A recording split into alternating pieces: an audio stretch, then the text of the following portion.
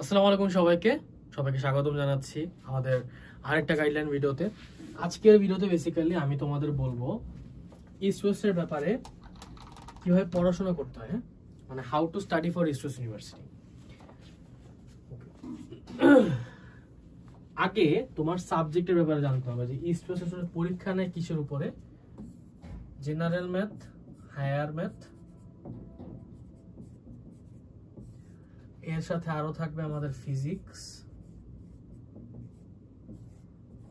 Chemistry,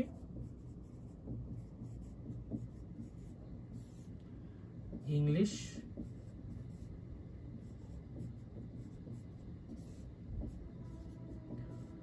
biology, আর কিছু কি বাদ দিছি? ফিজিক্স 1 2 3 4 5 6, 1 2 3 4 5 6, হ্যাঁ ঠিক আছে, ওকে। তো এই পুরা জিনিসটার উপরে বেসিক্যালি তুমি আসলে পারদর্শী কিভাবে হবা, মানে how are you going to study, how to study, মানে এগুলো আসলে তুমি পড়বা কিভাবে। ওকে, যা বলতেছি ভাই মনোযোগ দিয়ে শুনবা এবং দেন আমাকে বলবা যে যা বলছি সেটা বুঝছো নাকি। ওকে, আগে এটা ক্লিয়ার করি।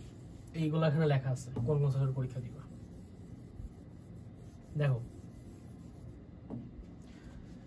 ইস্ট ওয়েস্টের ভিতরে বেসিক্যালি তোমার সাবজেক্টস কম্পারেটিভলি ব্র্যাকের সাথে মিলে, কিন্তু এখানে কিছু তুমি প্রবলেম ফেস করবা। এক নাম্বার হচ্ছে আনওয়ান্টেড সাবজেক্টস, মানে এমন সাবজেক্ট পড়া লাগবে যেগুলো ইউজুয়ালি তোমার ডিপার্টমেন্টের কোনো কাজের না। যেমন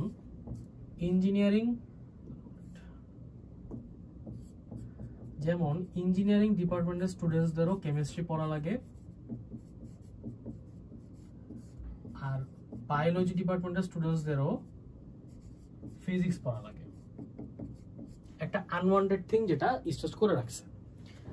তো এমনিতেই তোমার এই জিনিসগুলো হচ্ছে তোমার টার্গেটেড প্লেস, এগুলো তোমার টার্গেট রাখতে হবে যে এখানে আমার একটু বেশি এফোর্ট দিতে হবে, কারণ এগুলা আমি মিস করতে চাবো, মানে আমার বাই ডিফল্ট আমার ব্রেইন চাবে এগুলো না পড়তে।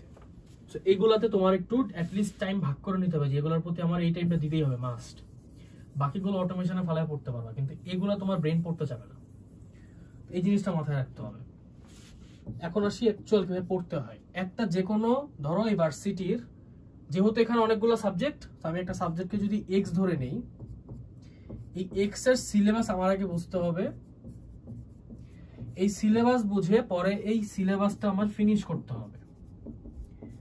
ফিনিশ করার পরে আমার নিজেকে একটু টেস্ট করতে হবে যে আমি কি আসলে পড়ছি নাকি কিছু না। তো এই টেস্টটা শেষ করার পরে আমার আবার প্র্যাকটিসে ব্যাক আসতে হবে।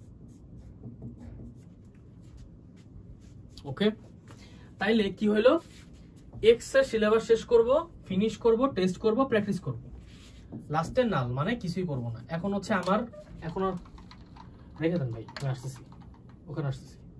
এখন হচ্ছে বেসিক্যালি আমার নাল, এখন আমার কিছু করা লাগবে না, ঠিক আছে? এখন আমি জাস্ট বসে থাকবো আর কি।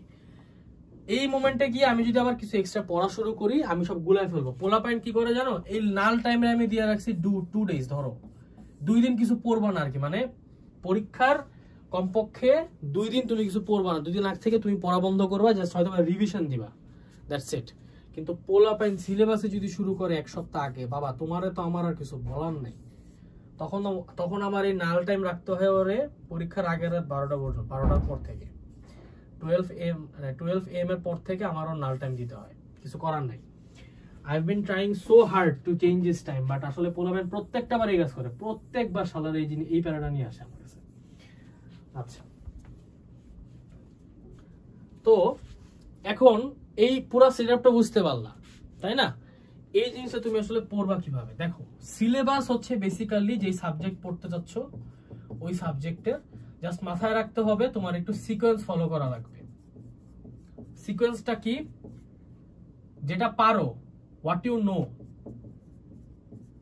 যেটা হোয়াট ইউ নো ওইটা পরে, যেটা ডোন্ট নো ওইটা আগে। মানে যেটা তুমি পারো সেটা পরে পড়বা, কারণ ওটা প্রথমত কম টাইম লাগবে, যেহেতু ইনিশিয়াল স্টেজে আমাদের তখন টাইম আছে। যেগুলো পারি না কি সেগুলো ধরো, এরপরে নো গুলো ধরো, যেগুলো পারো সেগুলো ধরো, টেস্টের সময় সেম সিকোয়েন্সটা ফলো করতে হবে যে সিকোয়েন্সে তোমার পরীক্ষা হবে। মানে সাপোজ তোমার পরীক্ষার হলে আগে ইংলিশ তুমি দিবা, দেন তুমি হায়ার ম্যাথ দিবা, দেন তুমি ফিজিক্স কেমিস্ট্রি এগুলো দিবা। So you will have to keep in your mind, এই জিনিসটা রাখতে হবে যে আলটিমেটলি আমার দিন শেষে এভাবে প্র্যাকটিস করা বা টেস্ট করা উচিত। এই পুরো জিনিসটা আমি যে পুরো সেটআপটা বললাম, এই পুরো সেটআপটাই বেসিক্যালি আমার এই একটা কোর্সের ভিতরে আমরা ইন্টিগ্রেট করছি। বুঝতে পারছো? এই একটা কোর্সের ভিতরে আমরা ইন্টিগ্রেট করে দিছি। তোমার সিলেবাসের যা আছে, ইনফ্যাক্ট ইংলিশের জন্য তো ক্লাসেস আছেই, সাথে আবার এসে রাইটিং এর জন্য 3টা এক্সট্রা ক্লাস দিয়ে রাখছি, আর্কিটেকচারের স্টুডেন্টদের জন্য 5টা আর্কিটেকচার ক্লাস দিয়ে রাখছি। সবগুলা এমন এমন টিচার্সরা নিছে যারা ইস্ট ওয়েস্টের নারী নক্ষত্র সব চিনে। বুঝতে পারছো? তো এই হচ্ছে মোটামুটি সামারি আর কি। হ্যাঁ, ইস্ট ওয়েস্টের জন্য প্রিপারেশন নিতে গেলে তোমার মাথায় রাখতে হবে 3-4টা জিনিস, যেগুলো আমি তোমাকে এখানে অলরেডি বুঝাই বলছি। বাট আমি যদি তোমাকে সামারিটা নিই, এক কথা বলা যায় যে 1 নাম্বার তুমি মাথায় রাখবে যে তোমার সিলেবাস শেষ করার পুরো প্রসিজারটা কি, এবং দিন শেষে আগের পৃষ্ঠা দিছে না, এবং দিন শেষে টেস্ট প্র্যাকটিস এই জিনিসগুলোর উপর ফোকাস রাখতে হবে ভাই। প্লিজ এগুলা মিস করো না, জাস্ট পড়ে গিয়ে পরীক্ষা দিলে চান্স পাবা না। হ্যাঁ, স্কলারশিপ তো অনেকেরই ড্রিম, ইস্ট কিন্তু ম্যাসিভ লেভেলের স্কলারশিপ দেয়। সো তোমাদের জন্য কিন্তু এই জিনিসগুলো একটু মাথায় রাখতে হবে। ওকে, থ্যাংক ইউ সো মাচ। ইনশাআল্লাহ সবার সাথে দেখা হবে নেক্সট কোনো ভিডিওতে। কোনো কোয়েশ্চেন বা কোনো সাজেশন ভিডিও থাকলে অবভিয়াসলি কমেন্ট সেকশনে জানাই দাও। টিল দেন, আসসালামু আলাইকুম।